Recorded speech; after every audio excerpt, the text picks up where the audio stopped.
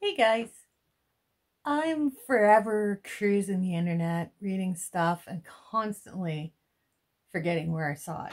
This is one of the things I saw that I thought, oh my gosh, I have to try that and see how it works.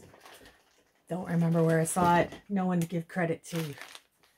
This is cheesecloth, and they said use the cheesecloth instead of a silk scarf to make a felted scarf, and that would leave it much more flexible and open.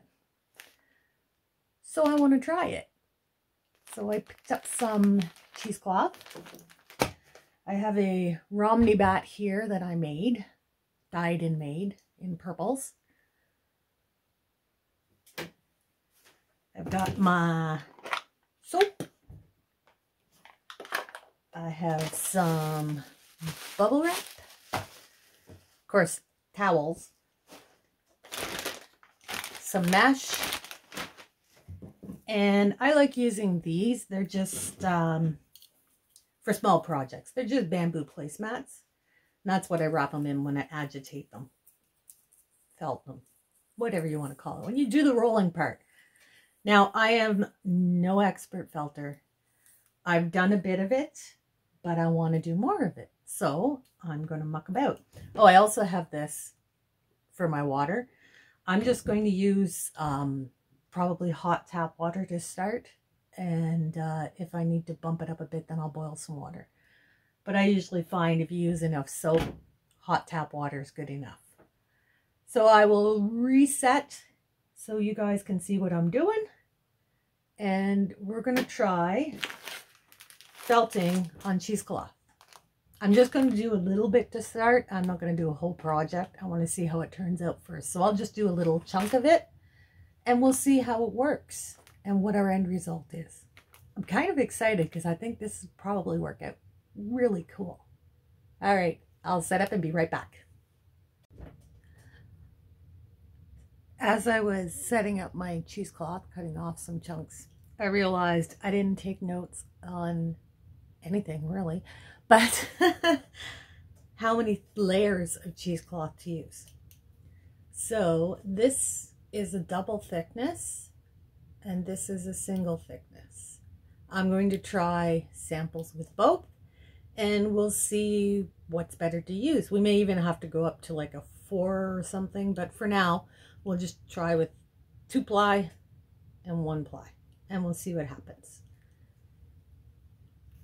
So I got just a little chunk of cheesecloth here laid out. I got my bat. I put a little bit of dish soap in my hot tap water to kind of help it along. And I'm going to get started felting. Try not to laugh too hard at my felting. I am still pretty much a newbie. I'll put you on time lapse and let's do this.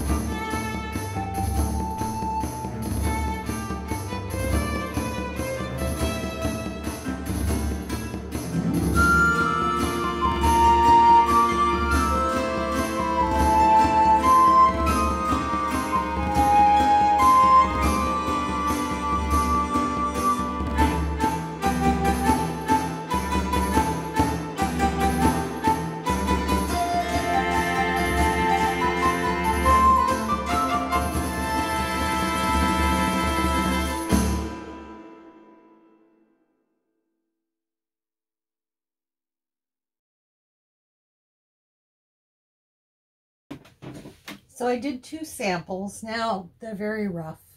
I could have felted them longer, but I was just experimenting.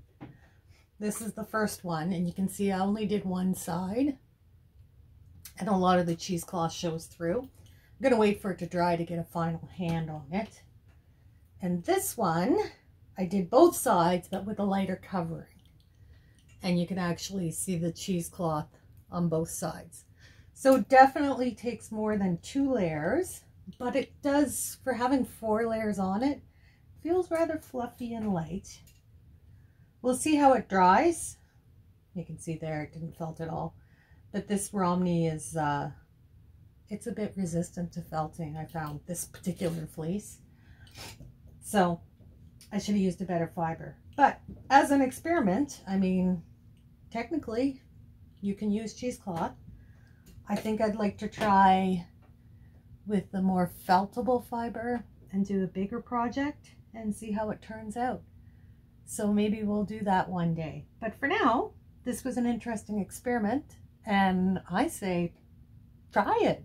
All right, here's the final results of the felting. Obviously, this is user error. I didn't felt long enough, but I was just doing a quick experiment to see how it would work. It is very flexible. It is very light. And then we're going to look at this one. Did a little better job on this one. Again, user error, not the technique. I should have used more fiber. But again, still very flexible.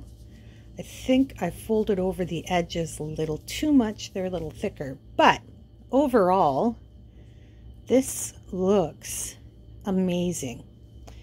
So now that I've tried it out and I've learned some of the pitfalls, I think this is a good technique and definitely a lot cheaper than buying silk scarves.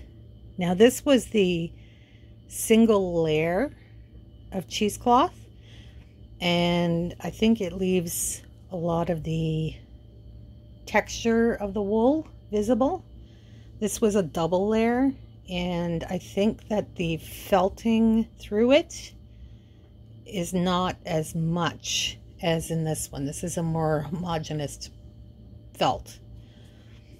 So I think using a single layer is the way to go, because you can see how the double layer prevents the fleece from bonding to itself.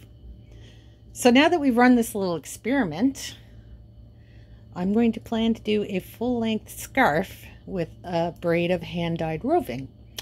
That will be a future project. Thank you for joining me on this little experiment. And if you like the crazy, subscribe. We'll try all sorts of crazy stuff. I may fail, which is just as much fun as success. Thanks for joining me, guys. See you later. Bye.